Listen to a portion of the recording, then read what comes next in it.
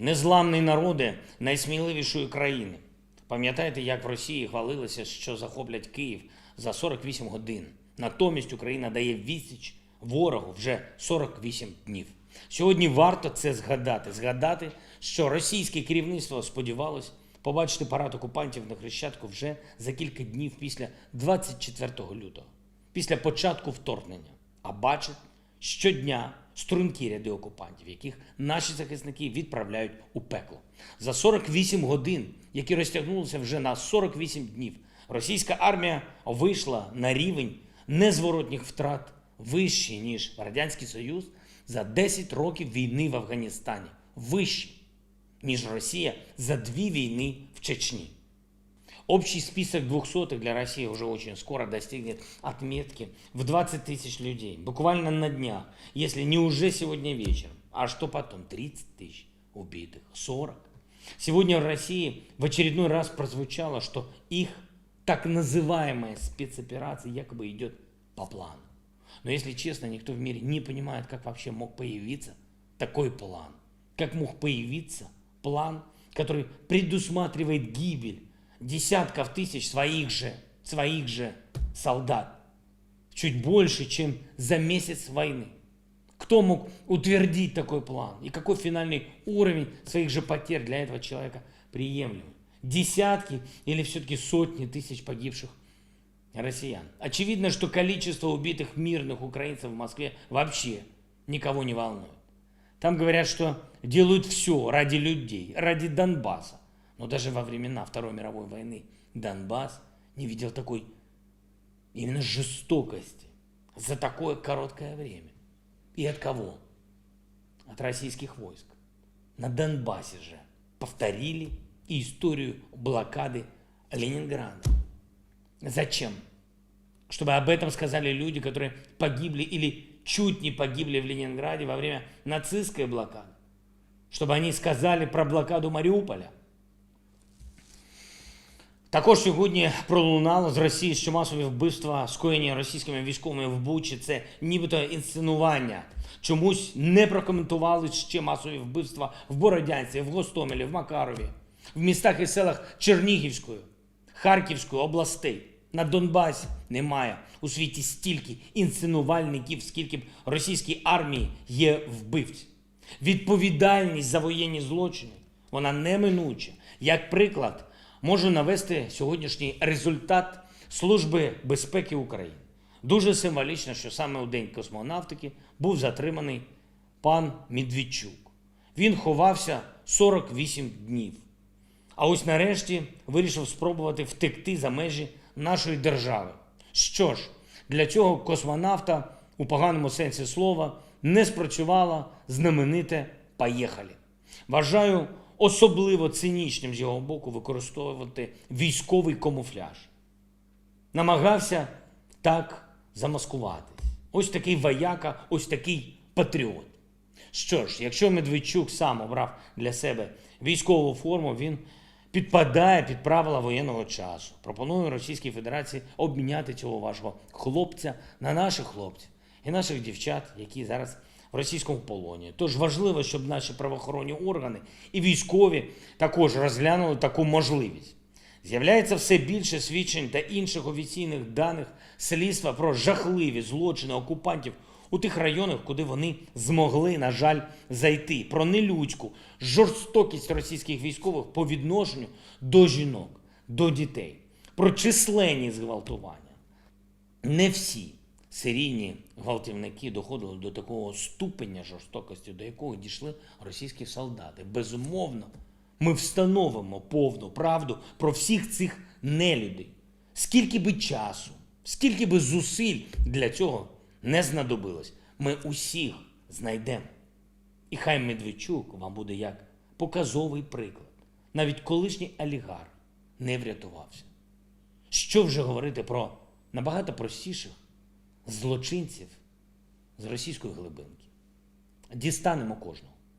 З великою увагою сприймаємо вчорашні повідомлення про застосування в Маріуполі проти захисників міста боєприпасу з отруєною речовиною.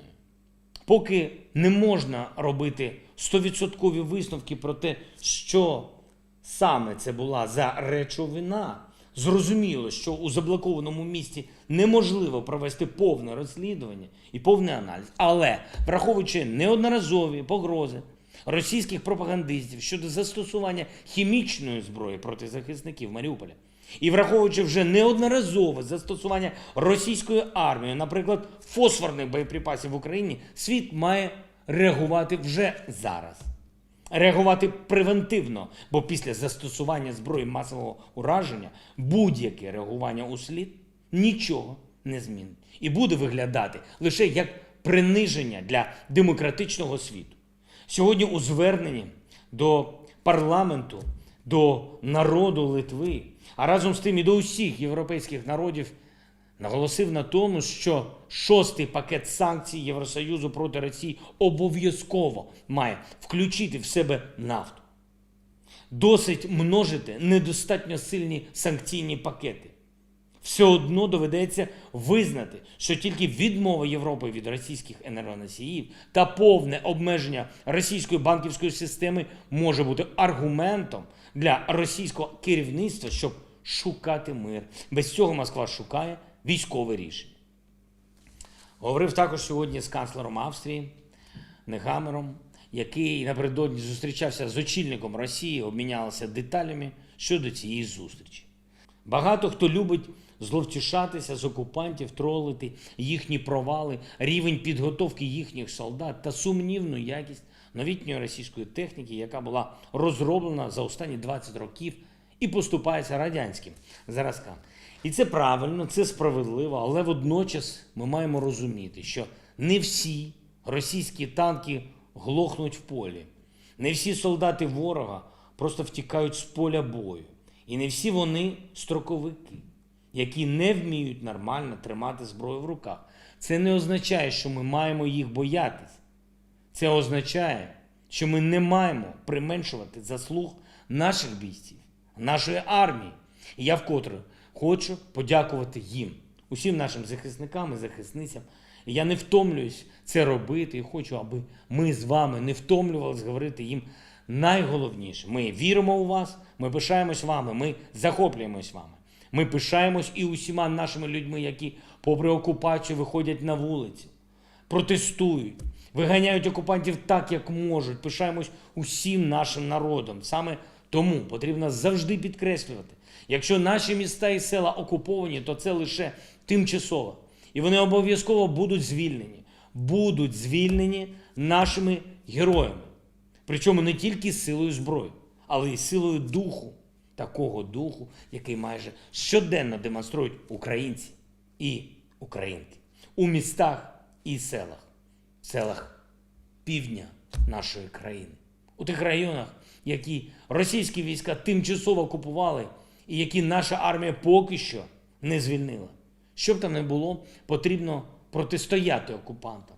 Складно, знаю, потрібно боротися, протестувати, захищати нашу національну державність і обов'язково карати колаборантів.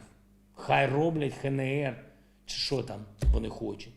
Десь у себе, в Хакасії, а не у нашому рідному українському Херсоні. Від сили нашого спротиву в усіх його формах прямо залежить майбутнє України. Майбутнє всіх нас, кожного нашого міста, кожного нашого села. І я вдячний кожному і кожній, хто це усвідомлює. Хто не припиняє чинити спротив навіть тоді, коли здається, що результат, він дуже далеко. Бо найтемніший час завжди перед світанком. І окремо я хочу сказати сьогодні тим героям, яким дуже важко. Тим, хто захищає Маріуполь. Батальйон морської піхоти 36-ї бригади морської піхоти, окремий загін спеціального призначення «Азов», 12-та бригада оперативного призначення Національної гвардії України, підрозділи Державної прикордонної служби, добровольці, правого сектору, 555-й військовий госпіталь та працівники Національної поліції. Всім військовим, які борються в ООС, які захищають сьогодні Харків, Харківський регіон, усьому військовому угрупованню, яке захищає Запорізький регіон, захищає Південь. Окремо дякую 92-й, 93-й, 95-й бригадам, особисто генералу Наєву і усім безмежно вдячний від імені усіх українців. Кілька хвилин тому я підписав 3 укази. Державними нагородами відзначено 419 військовослужбовців Збройних сил України. З них 72 посмертно. Також державними нагородами відзначено 30 військовослужбовців Головного управління розвідки України. Звання Герой України присвоєно підполковнику Васильєву Дмитру Миколайовичу, командиру ракетного дивізіону 19-ї ракетної бригади. Посмертно. Вічна слава усім нашим героям. Вічна пам'ять кожному, хто загинув за Україну. Неминуче покарання усім нашим ворогам. Слава Україні!